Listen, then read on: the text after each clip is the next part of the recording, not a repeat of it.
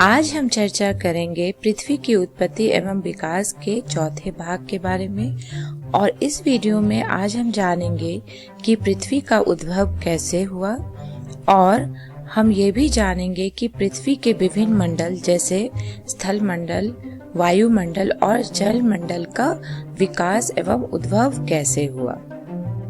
तो चलिए स्टूडेंट्स, जानते हैं इसके बारे में। तो आइए जानते हैं पृथ्वी का उद्भव कैसे हुआ और पृथ्वी जब बना उस समय पृथ्वी कैसे था। तो पृथ्वी जब पहले बना था उस समय पृथ्वी एक चट्टानी, गर्म और वीरान ग्रह थी, जैसा कि हम इस चित्र में देख सकते हैं। और इस गर्म पृथ्वी पे कोई भी जीव जंतु नहीं रहते थे, और इसका वायुमंडल जो था वो विरल था और ये बना हुआ था हाइड्रोजन और हीलियम गैस से। लेकिन धीरे धीरे ये पृथ्वी जो है वो ठंडा होते गया और इस पृथ्वी पे विभिन्न प्रक्रिया हुआ जो इस पृथ्वी को एक नया रूप दिया, जैसा कि हम इस चित्र में देख सकते हैं, जो कि वर्तमान पृथ्वी है। और इस पृथ्वी पे 460 करोड़ साल के दौरान जीवन का विकास हुआ। तो यहाँ हमने जाना कि कैसे पहले पृथ्वी जो था वो गर्म और चट्टानी ग्रह था और जिसपे कोई भी जीव जंतु नहीं रहते थे।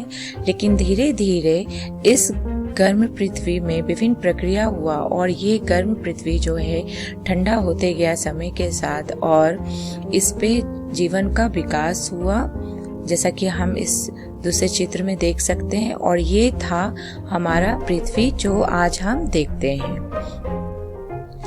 अब पृथ्वी का उद्भव होने के बाद पृथ्वी के विभिन्न मंडल हैं, जैसे स्थल मंडल, वायुमंडल और जल मंडल। तो यहाँ हम देखेंगे कि ये समय के साथ ये विभिन्न मंडल जो हैं उनका विकास कैसे हुआ।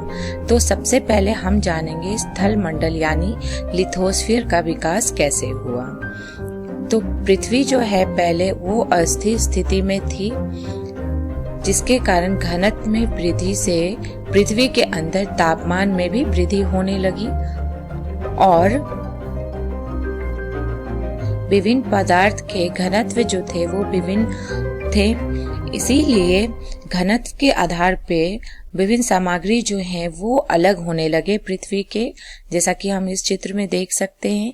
जो भारी सामग्री थे जैसे लोहा और निकल जिसे पृथ्वी बने हुए थे, वो पृथ्वी के अंदर जाने लगे क्योंकि उनका घनत्व जो था वो अधिक था, जबकि हल्का पदार्थ जो था वो पृथ्वी की सतह के बाहर आ गए, जैसा कि हम इस चित्र में देख सकते हैं। यहाँ हम दूसरे चित्र में भी देख सकते हैं कि कैसे भारी सामग्री जो लोहा और निकल है वो पृथ्वी के अंदर चला गया क्योंकि उनका घनत्व जो था वो अधिक था, जबकि हल्का पदार्थ जो है वो धरती के सतह पे आ गए। और इस पृथक होने की प्रक्रिया को हम कहते हैं विभेदन यानी डिफरेंशिएशन। और इसी डिफरेंशिएशन यानी विभेदन प्रक्रिया के द्वारा पृथ्वी का जो है स्थल मंडल उसका विकास हुआ। तो यहाँ हम इस चित्र में देख सकते हैं ये स्थल मंडल के विभिन्न परत हैं जिनका घनत्व भी विभिन्न है। तो सबसे पहले जो ऊपर का सतह है स्थल मंडल का, लिथोस्फीयर का, उसे हम कहते हैं प्रॉपर्टी यानी क्रस्ट। और इसका घनत्व जो है वो अंदर के सतह से कम है। जो दूसरा सतह है स्थल मंडल का वो है प्रवार, जिसे हम मैंटल भी कहते हैं। और तीसरा सतह जो है वो है बाह्य कोर, जिसे हम आउटर कोर के नाम से भी जानते हैं। और इसका घनत्व जो है वो प्रवार और प्रॉपर्टी सतह से अधिक है। और पृथ्वी के सबसे अंदर पाया जाता है सतह वो है आंतरिक कोर, जिसे हम इनर कोर भी कहते हैं। तो ये विभिन्न परत हैं जो पाए जाते हैं स्थल मंडल पे, और इनका विकास इसीलिए हुआ क्योंकि पृथ्वी जो है वो विभिन्न सामग्री से बने हुए हैं जिनका घनत्व अलग अलग है। इसीलिए विभेदन प्रक्रिया के द्वारा जिनका घनत्व अधिक था वो सामग्री पृथ्वी के अंदर चले गए और जो सामग्री का घनत्व कम था वो बनाए पृथ्वी के ऊपरी सतह। तो यहाँ हमने जाना कि कैसे स्थल मंडल का विकास हुआ। अब हम जानेंगे कि वायुमंडल का विकास कैसे हुआ। तो वायुमंडल का विकास को हम समझ सकते हैं 3 अवस्था में। तो जो पहला अवस्था था उसमें प्रारंभिक वायुमंडल जो था, जब पृथ्वी का विकास हुआ, उद्भव हुआ, उस समय ये प्रारंभिक वायुमंडल जिसमें सिर्फ हाइड्रोजन और हीलियम पाया जाता था, वो सौर पवन के कारण पृथ्वी से दूर चला गया।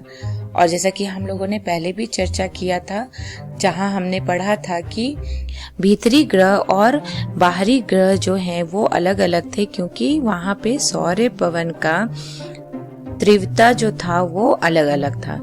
अब चूंकि पृथ्वी जो है वो भीतरी ग्रह है, इसीलिए वहां पे सौर पवन का तीव्रता जो है वो अधिक था और इसीलिए पृथ्वी का जो प्रारंभिक वायुमंडल था वो सौर पवन से प्रभावित हुआ और ये सौर पवन जो है वो ये प्रारंभिक वायुमंडल को पृथ्वी से दूर कर दिया, यानी वो अपने साथ इस प्रारंभिक वायुमंडल को उड़ा ले गए। तो ये था पहला अवस्था वायुमंडल के विकास में। दूसरी अवस्था में जब पृथ्वी ठंडा होने लगा धीरे धीरे, उस दौरान पृथ्वी के अंदर से गैस और जलवाष्प निकलने लगे, क्योंकि पृथ्वी के अंदर जो था वो बहुत अधिक तापमान था। तो इस गैस और जलवाष्प के निकलने से वर्तमान वायुमंडल का विकास हुआ।